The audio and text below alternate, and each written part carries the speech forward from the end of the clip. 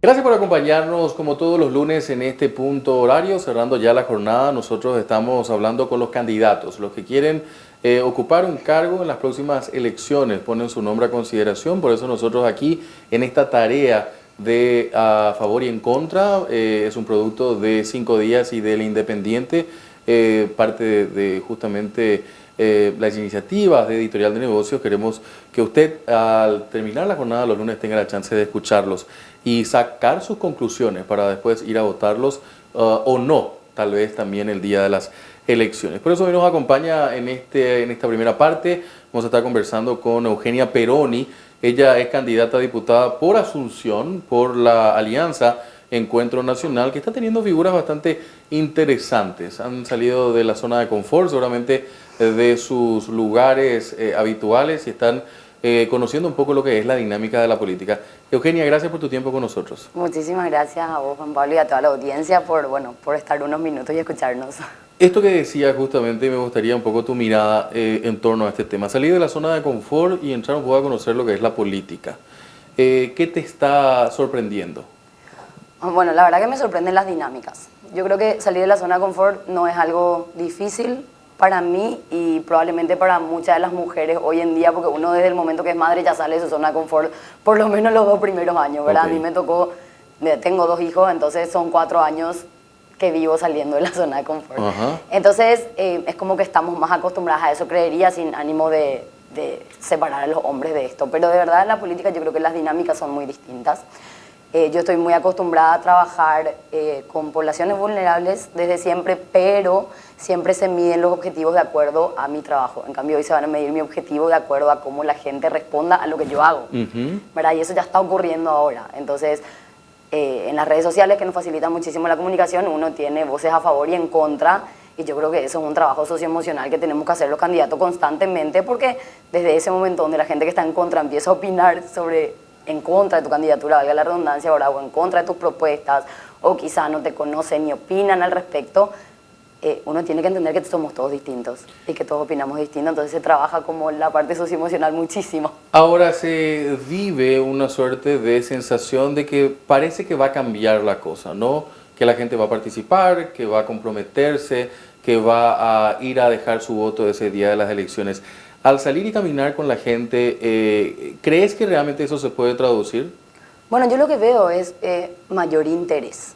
Sí, yo veo mayor interés. Cuando uno llega, y te digo mayor interés porque yo ya participé en un censo, ya participé y acompañé candidatos electorales, y lo que me toca vivir hoy a mí es como que la gente está más receptiva ante propuestas diferentes, ¿sí? Okay. Que es lo que me tocó a mí vivir, ¿verdad? Entonces, también depende de cómo uno llega. Y lo que sí se ve es mucha participación de los jóvenes, pero en el ámbito digital, ¿verdad? No se ve tanto todavía en las plazas, en las calles. Esperamos que así sea el día de la votación, ¿verdad? Que la gente realmente se levante y vaya a votar, pero hoy se ve muchísima interacción juvenil por medio de los medios de comunicación. Uno de tus pilares que conozco, trabajas mucho el tema de la educación, ¿no? Pero ¿cuál es el mayor desafío del Paraguay a tu criterio? Bueno, el mayor desafío que tiene el Paraguay hoy es la erradicación de la pobreza. Yo tuve la posibilidad de hacer una maestría afuera y me acuerdo que le dije a mi profesor, quiero hacer mi tesis para eliminar la pobreza en Paraguay. Y él me dice, Euge, no, espera, vos tenés que agarrar áreas. Y entonces es por eso que, y esto es lo que me trae acá, una de esas áreas es la educación y una de esas áreas es empezar a trabajar con los jóvenes para generar mayores oportunidades y que ellos realmente puedan desarrollar su autonomía y mejorar su calidad de vida. Hay un autor muy famoso que dice el éxito de un país no se mide por el PIB, ¿verdad? Por el Producto Interno Bruto, sino que se mide por el nivel de vida que tienen todos sus ciudadanos. Entonces yo creo que ahí tiene que estar nuestro foco, ¿verdad? En trabajar por estas generaciones que pueden acompañar el desarrollo y el aumento del nivel de vida de todos los habitantes en Paraguay. ¿Hay mucha desigualdad en el Paraguay? Mucha desigualdad, sí. Yo creo que eso lo vemos en la calle todos los días. Basta que uno pare en España y San Martín para ver niños que están en la calle, es un indicador altísimo de desigualdad. ¿Y peor en el campo? Peor en el campo, sí.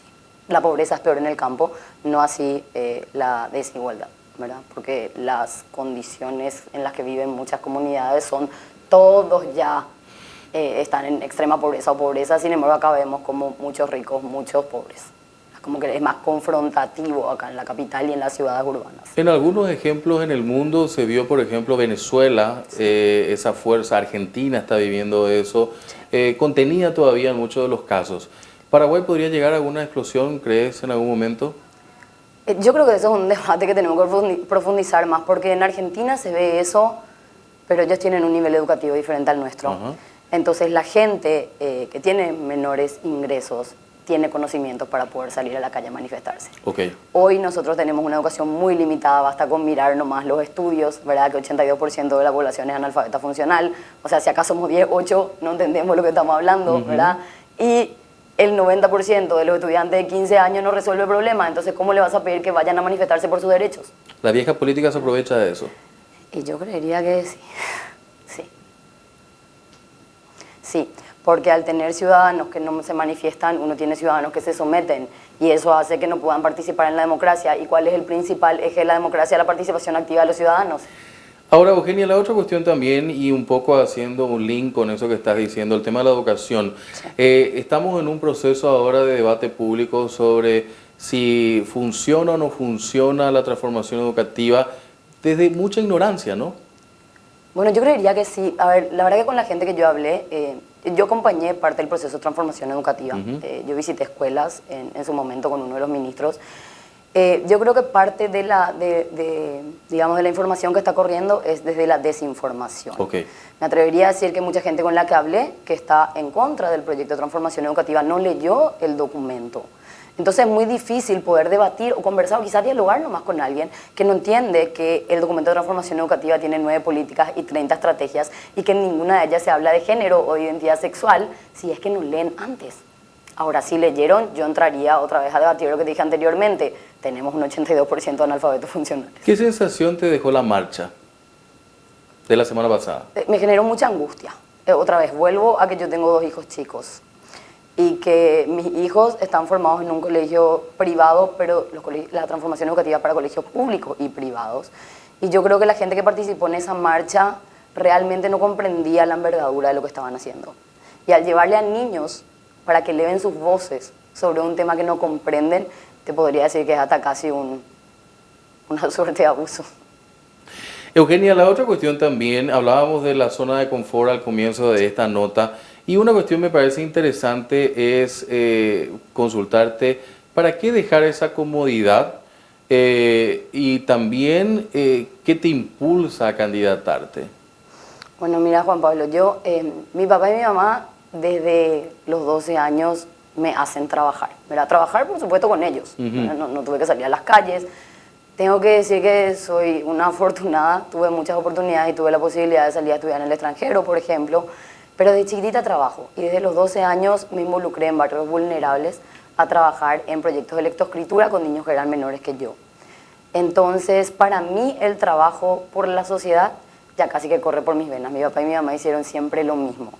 Entonces, eso es uno de mis fundamentos, digamos. Y el otro de mis fundamentos es que yo amo Paraguay y yo quiero ver un país desarrollado y yo quiero ver un país que se construye. Y yo, sin embargo, veo que nosotros estamos caminando como los cangrejos, ¿verdad? Para atrás. Porque al no tener propuestas educativas que impulsen el desarrollo, quiere decir que nos vamos en retroceso. ¿Tuviste la chance, al igual que yo y al igual que muy pocos paraguayos todavía, de tener la chance de vivir afuera, de estudiar, de capacitarnos? Ahora bien, lo que sí me parece interesante es que una pequeña porción de ese segmento de la población paraguaya se está empezando a involucrar en política. ¿Crees que más gente que tuvo ese privilegio tiene que entrar a la política? Sí, claro que sí, porque lo que pasa es que nosotros, y esto también, nosotros vemos, si tuviésemos que hacer política comparada, ¿verdad? Nosotros vemos cómo funcionan las políticas en el resto del mundo. Nosotros vemos que hay países que ponen muchísimo de sus impuestos, pero el impuesto se ve reflejado en derechos. El impuesto se ve reflejado en oportunidades. Entonces yo creo que nosotros que estuvimos afuera tenemos el deber luego, no solamente la intención, casi que el compromiso de traer esas ideas a Paraguay. ¿Por qué les cuesta a muchos que tienen ese privilegio entender que si todos vivimos mejor nos va a ir bien a todos? Esa mezquindad, ¿por qué crees que existe? Bueno, yo te voy a decir algo, pero que es muy pedagógico, quizás. Tiene que ver mucho yo soy especialista en un método que se llama Montessori, que es un método desde los 0 a siempre, realmente, porque trabaja también tercera edad. Y yo creo que a nosotros nos educan para la competencia, ¿verdad? Desde que somos chiquititos es, si vos te sacaste 5, el otro se tiene que sacar 4. Si vos ganás, el otro tiene que perder. Desde el momento que la educación es así, es muy difícil que nosotros entendamos que cuando al otro le va bien, a mí me va bien. ¿verdad? Porque no nos educan para colaborar. ¿Cómo se cambia eso? Con la educación. Con la educación. Entonces hay un montón de herramientas pedagógicas que nosotros podemos aplicar para cambiar eso. Pero la primera es considerar que todos somos diferentes, que todos tenemos capacidades diferentes, que un niño no puede competir con otro en matemáticas porque cada niño piensa de manera distinta. Bernardo Toro, que visita muy recurrentemente el Paraguay, suele decir que el hijo de un rico tiene que entrar en un colegio público al igual que una persona que no tiene recursos. ¿Eso ayudaría? Yo creo que sí. Yo creo que sí, yo estoy de acuerdo con él en eso y en muchas otras cosas, porque lo que pasa es que uno tiene que vivir la experiencia, uno tiene que poder ponerse en los zapatos del otro, ¿verdad? Mucho hablamos de, ay, la empatía. La verdad es que yo nunca me voy a poder poner en tus zapatos, porque yo no sé lo que vos sentís. Pero ser empático no quiere decir que yo me tenga que poner en tus zapatos, sino que yo pueda ser tolerante y respetuoso a lo que vos estás viviendo y tratar de acompañar ese proceso. Entonces sí, uno tiene que poder estar en el campo de batalla, uno tiene que poder ver lo que es no tener agua un día, para poder hablar de cómo tener agua un día.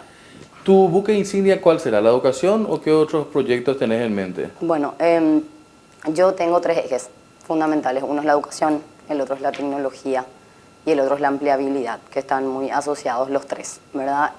Educación, mi fuerte siempre es niñez y deporte. Porque, bueno, yo soy deportista, soy maratonista. Y en el deporte también entran muchos factores, ¿verdad? Por sobre todo la salud mental, ¿verdad? Que está fuertemente asociada en diversos países del mundo, se demostró cómo eso colabora a mejorar la salud socioemocional de los jóvenes y de los adolescentes. Por otro lado, la tecnología, ¿verdad? La tecnología no solamente dentro de la escuela, la tecnología en los espacios públicos. ¿Por qué? Porque hoy vemos, y España ya lo está modificando, ya no se habla de TIC, se habla de TRIC, que es tecnología para las relaciones y la información y la comunicación. O sea, hoy la tecnología es un factor determinante en las relaciones interpersonales, en la información y en el conocimiento y la comunicación. Entonces nosotros, al no garantizar la tecnología, estamos excluyéndole a una población enorme que no tiene acceso, ¿verdad? Porque no tiene recursos, a relacionarse, a mantenerse informado y a poder desarrollar y crear contenido. O sea, es un montón lo que estamos haciendo. Y nosotros sabemos que desde la agenda digital tenemos 12 millones de dólares pendientes de ejecución, ¿verdad? O por lo menos de que el proyecto empiece a ejecutarse, que era dotar a todos los espacios públicos y escuelas de disponibilidad de Internet. Entonces, cuando nosotros estamos retrasando ese proceso, nosotros estamos retrasando desarrollo para nuestra sociedad y sobre todo para una sociedad vulnerable, ¿verdad? No solamente para los que están en la escuela. Y bueno, y por último, empleabilidad, que está muy relacionado también a esto. Porque cuando nosotros hablamos de empleo, estamos hablando todavía en Paraguay de un empleo muy estructurado. Y sin embargo, hoy lo que vemos después de la pandemia es que hay diversas formas de trabajo, ¿verdad? Hoy nosotros tenemos adolescentes y jóvenes que están creando constantemente contenido. Yo creo que en un momento vos le entrevistaste al director de la Secretaría Técnica de Planificación Estratégica y él habló de que Paraguay se propuso destacarse como un país con economía del conocimiento. Y nosotros no estamos generando los canales para generar conocimiento. La educación no está generando canales para desarrollar conocimiento y el trabajo está restringiendo eso. Me mencionaste en una parte de la entrevista que estudiaste afuera y estudiaste el tema de gobernabilidad, tengo entendido, ¿no? Sí, también. Esa cuestión me lleva a consultarte. ¿Estás planteando cosas de un país que debería mantener esa agenda de primer mundo, ¿no? Pero hay instituciones todavía acá que están en el siglo pasado, Eugenia, ¿no? Y haciendo un poco este abordaje, ¿qué estado que van a encontrar ustedes justamente si es que llegan a la Cámara de Diputados? Bueno, voy a mencionar la otra presidenta, Margaret Thatcher, dijo: un candidato a diputado, un candidato a presidente no puede llegar al gobierno y quejarse de lo que pasó en el gobierno pasado, porque se supone que uno ya sabe las condiciones en las que entra, ¿verdad? Entonces, nosotros que nos estamos candidatando sabemos cuáles son las condiciones en las que entramos y por eso tenemos banderas para trabajar. Esas condiciones en las que entramos, desde mi punto de vista, es un sistema educativo poco flexible, que no responde a todas las necesidades de los docentes y que definitivamente no garantiza el derecho a la educación, ¿verdad? Entonces, nosotros cuando hablamos de derecho a la educación en Paraguay, no está garantizado. Ese es un ejemplo. Ese es un ejemplo. Después tenemos instituciones que están muy debilitadas. Yo creo que todos sabemos que no hace falta que yo entre en detalle, pero también creo que tenemos personas, así como yo y como otros candidatos que se están candidatando, valga la redundancia, que sí vienen con modelos y experiencias distintas y que quieren cambiar eso, y que quieren trabajar en eso. Entonces, el primer punto es promover la participación ciudadana. El segundo punto es tratar de sistematizar cómo las instituciones funcionan. No puede ser que nosotros no tengamos políticas públicas estatales, No puede ser que cada vez que venga un administrador, esas políticas públicas cambien. ¿Verdad? Y como parte de esto, un gran ejemplo es de transformación educativa que empezó en el gobierno del expresidente Horacio Cartes. ¿Por qué cae hoy?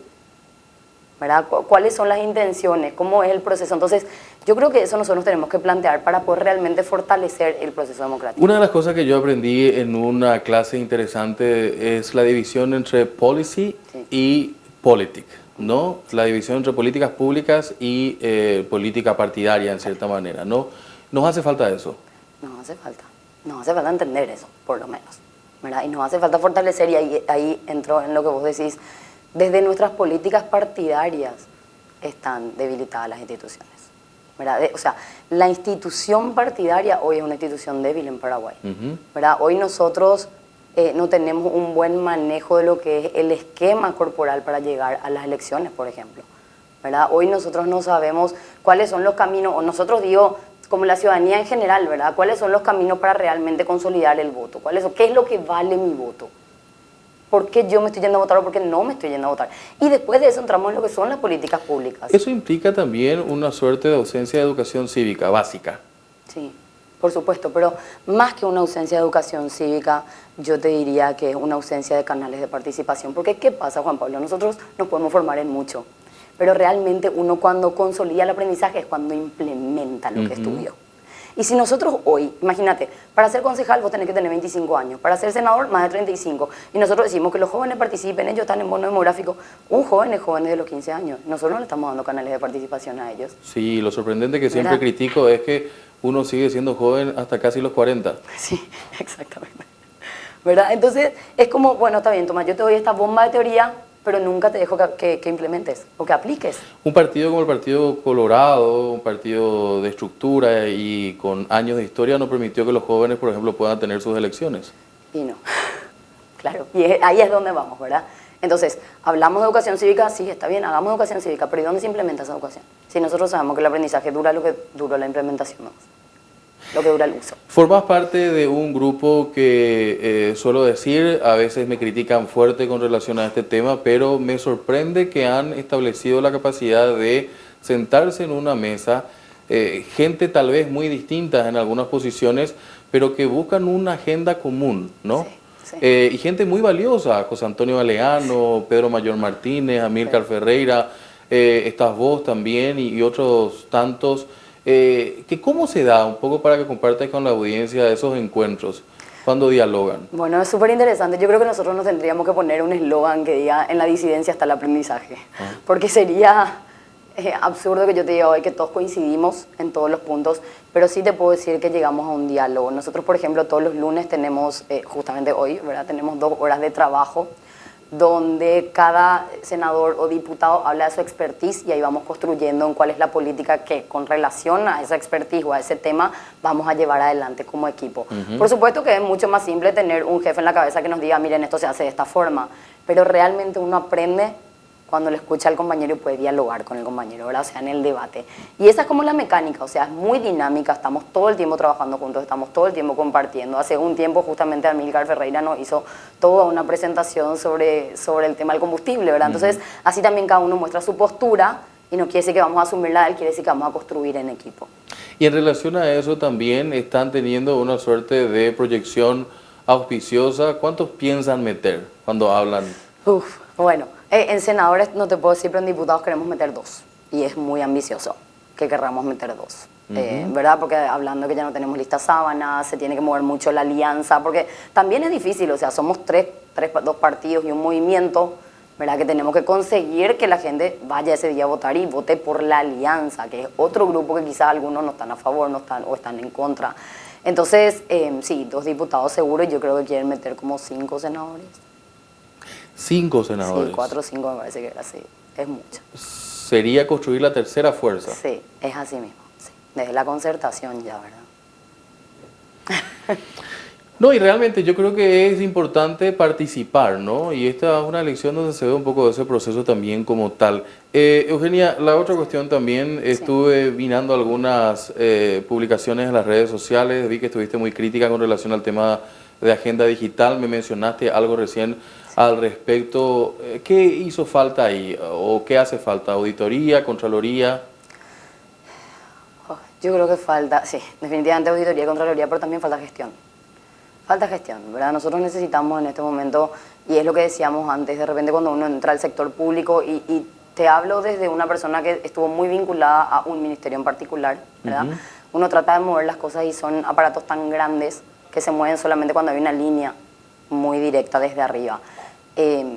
Pero la gestión tiene que estar más enfocada en el objetivo final y no tanto en cómo se da todo el proceso, porque si no nos quedamos trancados. Entonces, yo creo que en la agenda digital faltó gestión, ¿verdad? Gente realmente capacitada que pueda llevar esto a campo. Faltó comunicación, muchísima, ¿verdad? Hay una desinformación con respecto a ese tema que es gigante. Ni los que están adentro de la organización que lo lleva a cabo entienden mucho lo que está pasando. Una vez un amigo me dijo, parece que es como un túnel oscuro, donde el túnel de Alicia en el País de las Maravillas, solo que nunca te caes. ¿Verdad? Y cuando te caes está todo esparcido, o sea, es el mismo túnel. Y después sí, Contraloría, ¿verdad? Yo creo que nosotros necesitamos, y esto sí agradezco a los proyectos sociales que vienen implementando, porque trabajar con el exterior te da a tener fechas, límites todo el tiempo sobre puntos específicos, y eso hace falta, ¿verdad? Entonces, un órgano contralor que esté constantemente supervisando, a este objetivo se llega en marzo, a este objetivo se llega en abril, y a este objetivo se llega en diciembre. Porque si esto no pasa, si en marzo no llega mayo, y tampoco llega diciembre. Una cuestión también que a mí me preocupa mucho es que no tenemos sanciones de repente a estas cuestiones. Metrobús fue un gran ejemplo de la gran estafa, ¿no? Sí. ¿Este puede ser otra gran estafa? Me encantaría decirte que no, pero probablemente sea. Porque hasta donde sé, hay un solo centro que se va a inaugurar acá en Asunción de lo que estaba planificado en la agenda digital. Y si se hubiese completado al 100% de las acciones, Paraguay hubiese dado un salto interesante, ¿no?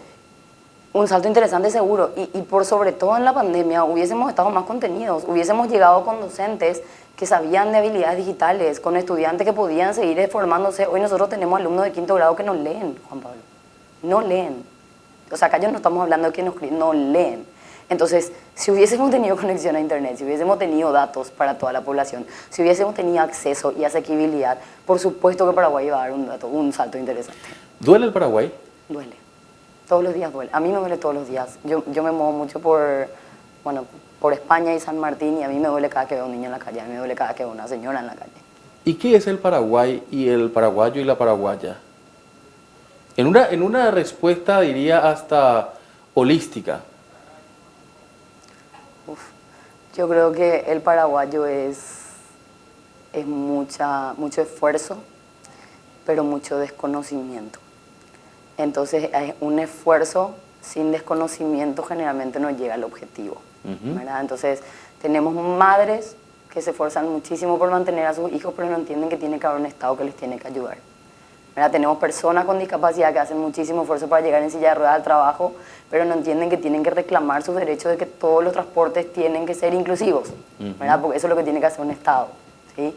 Tenemos niños que por supuesto que no tienen voces y que están sin cobertura en primera infancia, ¿verdad? Que le tienen solitos en la casa, y de ahí sale después toda una suerte ya de abusos que vivimos todos los días, de abuso infantil. Entonces yo creo que el Paraguay es mucho esfuerzo y mucho desconocimiento, y eso, por ejemplo, eso por supuesto que está asociado a años de dictadura, mucho también a nuestra cultura, ¿verdad? Indígena, que tiene que ver con acatar normas, ¿verdad? Con el cacique, con el jefe de la tribu, ¿verdad? Entonces, y que no pudimos todavía mover, ¿verdad? Que no pudimos todavía hacer que participemos para luchar por el país que merecemos. Entonces, sí, pero veo gente forzada todos los días. O sea, a mí no me dicen que una persona que está en la calle no se esfuerza, se está bronceando, quemándose con el sol todos los días. Yo no creo que alguien quiera estar ahí. Por último, Teresa Parodi hizo una hermosa canción que se llama El Otro País, ¿no? ¿Cuál es ese otro país que te gustaría? Hoy. Ese otro país que me gustaría es un país que tenga los derechos a la educación garantizados, el derecho a la educación garantizado. Un país donde podamos contar con atención para los jóvenes y los adolescentes que hoy están con muchísimos problemas socioemocionales y de salud, que tienen que ver ya con la depresión, ¿verdad? Con las drogas, con la ansiedad, y que posteriormente eso termina en una falta de incorporación a la sociedad. Otro país que me gustaría es un país que ofrece oportunidades laborales que se adaptan a las necesidades de cada persona y, por supuesto, a las necesidades de las mujeres, ¿verdad? A mí me tocó, como te mencioné, ser mamá de 2 y tener que volver a trabajar a los 3 meses y ver con quién uno le deja a su hijo porque el gobierno no te da más tiempo, ¿verdad? Hoy sí son más meses, hoy ya estamos hablando de 6 meses. Y también me gustaría ver un Paraguay donde, y acá te pido perdón a vos y a todos los hombres quizás que estén escuchando, un Paraguay donde el hombre paraguayo entienda que la responsabilidad de la familia es de los dos, el trabajo en la casa es de los dos, de papá y mamá. Y una mujer paraguaya que entienda que tiene los derechos no solamente a ser madre, sino a vivir todo lo que le gusta, todo lo que quiere experimentar y a tener un hobby por lo menos, ¿verdad? Porque hasta hoy yo creo que la sociedad paraguaya nos condiciona la libertad a las mujeres en muchos aspectos, inclusive en el deporte. ¿Te emocionaste, Eugenia? Sí, sí, porque soy parte. Gracias, Eugenia. De nada, Juan Pablo, gracias a vos. Eugenia Peroni con nosotros aquí en A Favor y en Contra, candidata a diputada por Asunción por la Alianza Encuentro Nacional. Hacemos una brevísima pausa, a la vuelta seguimos con más A Favor y en Contra.